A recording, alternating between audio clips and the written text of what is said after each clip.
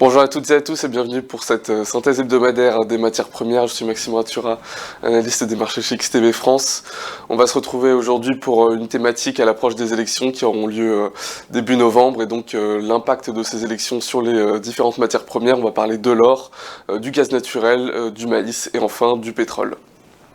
Et on va commencer sans plus tarder avec cette thématique, le Trump Trade qui n'affecte pas autant qu'on aurait pu l'attendre les cours de l'or, puisqu'effectivement normalement le Trump Trade, c'est donc l'ensemble des actifs qui sont censés fluctuer en fonction de la probabilité de victoire de Trump ou de Kamala Harris.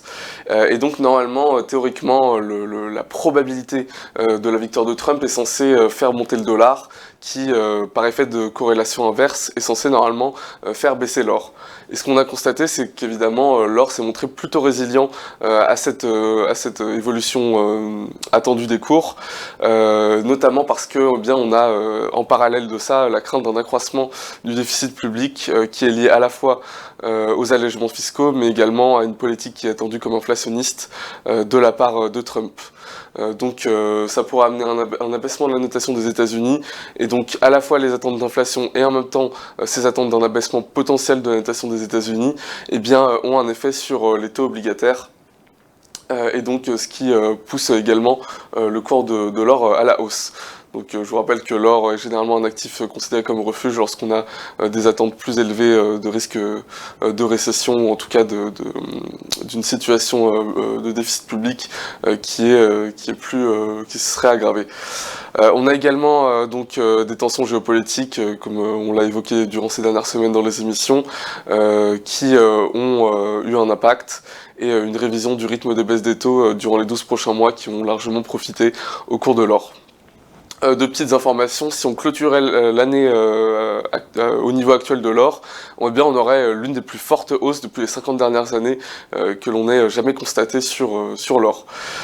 Du point de vue des positions spéculatives, on a légèrement rebondi, et les achats des ETF continuent de se poursuivre, donc on continue d'avoir des catalyseurs qui restent haussiers au niveau de l'or. Passons maintenant au gaz naturel. On avait fait un webinaire sur le gaz naturel, je vous invite à le regarder si vous souhaitez avoir de plus amples informations sur les perspectives pour les prix du gaz naturel à l'approche de la saison de chauffage.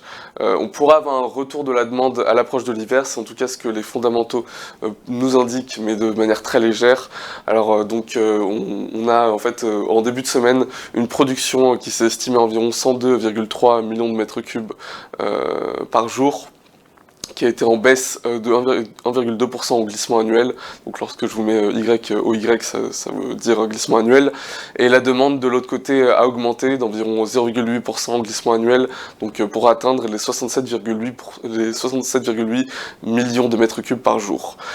Pourtant, si on regarde la situation globale, les infrastructures de stockage de gaz sont très largement remplies en Europe. Donc les prix en Europe ne devraient pas varier significativement, même si on aurait une demande plus élevée en approche de la saison de chauffage. Et puis aux États-Unis, des stocks qui sont supérieurs d'environ 5% au-dessus de la moyenne sur les 5 dernières années. Donc une situation d'offre qui n'est pas forcément favorable, et vous pouvez regarder la structure à terme du gaz naturel que je vous affiche à l'écran. Donc on a une courbe qui monte, ce qui signifie qu'on est en contango jusqu'à peu près janvier-février.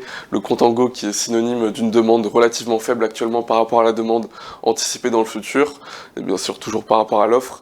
Et donc ce que nous indique cette structure à terme, c'est qu'en fait la demande serait la plus élevée à partir de janvier-février, mais ça on l'avait déjà évoqué dans le webinaire. Les températures pourraient potentiellement être modérées en automne et en hiver, ce qui pourrait signifier qu'on aurait une situation semblable à celle de l'année dernière, avec des prix du gaz qui baissent, alors que pourtant on a une saison qui est normalement fait augmenter la demande, mais ce n'est pas l'avis de certaines prévisions météorologiques, notamment celle de Maxar Technologies, qui nous indiquerait qu'on aurait une vague de froid très prochainement à partir du 26 octobre. Si on regarde la consommation d'électricité en elle-même, elle est également un indicateur haussier, puisque la consommation d'électricité est en hausse, ce qui fait augmenter la production, et ce qui fait donc normalement augmenter la demande pour le gaz naturel aux États-Unis, puisque la majorité de la production d'électricité dans cette région du monde est issue du gaz naturel. Alors, on va parler un petit peu du maïs, des tarifs douaniers à surveiller de près, je vous en parle, c'est ce qui a peut-être motivé les hausses récentes du prix du maïs, puisque si jamais on aurait une victoire de Trump aux élections américaines, eh bien cela pourrait se traduire par une forme de retour de guerre des tarifs douaniers entre la Chine et les États-Unis, et donc les denrées agricoles en provenance de Chine pourraient se voir fortement appréciées au niveau des tarifs douaniers. Et ce qui contrebalance un petit peu la situation des stocks, puisque on a une demande qui reste quand même relativement faible et des inventaires chinois qui restent très élevés, ce qui pourrait amenuiser les importations de la part des États-Unis. Et ce, bien qu'en parallèle, on ait des conditions météorologiques qui font quand même craindre que la production de maïs en Chine soit quand même beaucoup plus faible que prévu, mais ce qui ne pourrait ne pas avoir un impact majeur, étant donné que, comme je vous l'ai indiqué, la demande reste faible.